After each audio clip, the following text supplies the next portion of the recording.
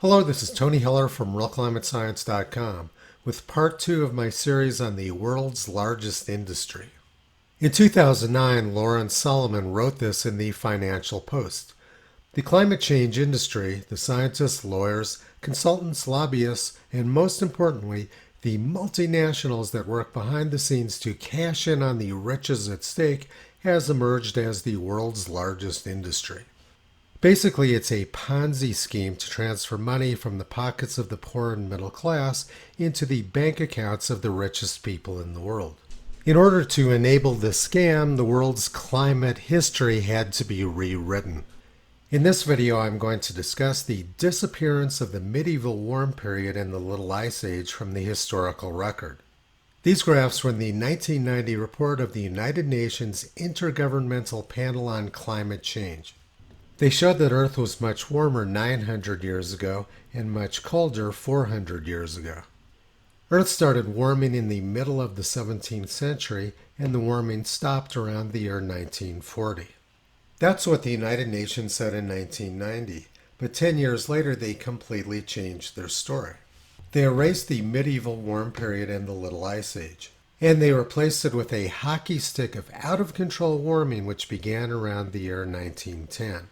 Let's look now at the historical record to see which graph makes more sense, the 1990 graph or the graph from 10 years later. 5 years ago, Carbon Brief wrote this article, "Cluster of Cold Years Behind New Zealand's Surprising Glacier Growth." Across the world, scientists have recorded the retreat of hundreds of glaciers, providing categorical evidence that the Earth's climate is warming.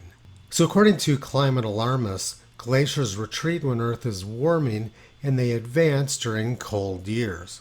And they say that Earth cooled for 900 years until about 1910 and then started warming very rapidly. So if they're correct, glaciers should have been growing for 900 years and then suddenly started melting about 100 years ago. But the actual record of glaciers does not support this belief system. Alaska's largest glacier at Glacier Bay retreated tens of miles between 1760 and 1860. Greenland's largest glacier, the Jacobshavn Glacier, retreated tens of kilometers from 1851 until 1964, and then started retreating much more slowly. And according to NASA, the Jacobshavn Glacier has been growing in recent years. So during the second half of the 19th century, the glacier was retreating rapidly, but now it's actually growing. This is not at all consistent with Michael Mann's fake hockey stick. There's massive amounts of scientific evidence showing that this representation of Earth's temperature is fraudulent. It's been known for at least 90 years that the Ross Ice Shelf in Antarctica has been retreating for centuries. It had retreated at least 30 miles by the year 1932. Here's a paper from Science magazine from the year 2005. They looked at the historical behavior of 169 glaciers from around the world. The study showed that glaciers were advancing until about the year 1800 and then they started retreating, with the most rapid retreat between about 1900 and 1960. The current United Nations hockey stick is inconsistent with the glacial record. If this graph were correct, glaciers should have kept growing through the end of the 19th century and into the beginning of the 20th century. But we know that the glacial retreat has been going on for hundreds of years.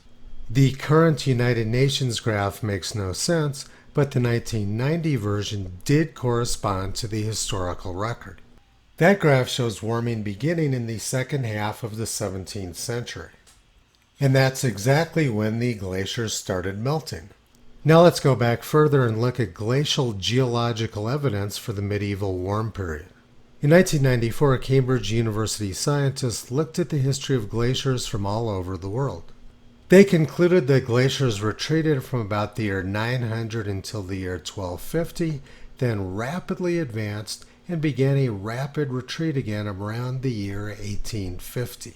Once again, this is consistent with the 1990 United Nations graph, but is not at all consistent with their current graph.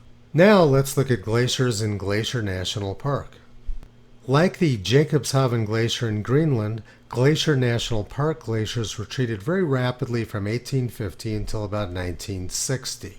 This occurred at the Sperry Glacier. It also occurred at the Swift Current and Grinnell glaciers. But over the last 30 years, the Grinnell Glacier has actually been growing. This is where the ice edge was 30 years ago, and this is where it is now.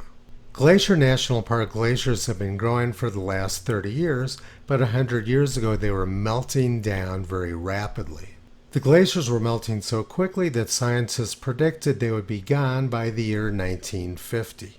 In 1924, experts said the glaciers were melting 15 to 30 feet per year and will disappear within a few years. Now let's take a look at how the Biden administration is attempting to cover up the glacial history of Glacier National Park. 2 years ago, this is how the United States Geologic Survey described that history. They said that the glaciers may have survived an early Holocene warm period 7,000 years ago. The implication being that the glaciers were either very small or non-existent 7,000 years ago. They also said that the glaciers may not have formed in their entirety during the Little Ice Age. The implication of this sentence is that the glaciers were either very small or non-existent during the medieval warm period.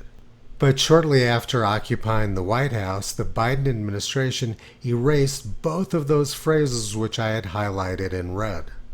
Now let's take a look at the history of the Arctic over the last century. 100 years ago, the U.S. Weather Bureau reported that the Arctic seems to be warming up. Reports from fishermen, seal hunters, and explorers who sail the seas about Spitsbergen in the eastern Arctic all point to a radical change in climatic conditions and hitherto unheard of high temperatures in that part of the Earth's surface.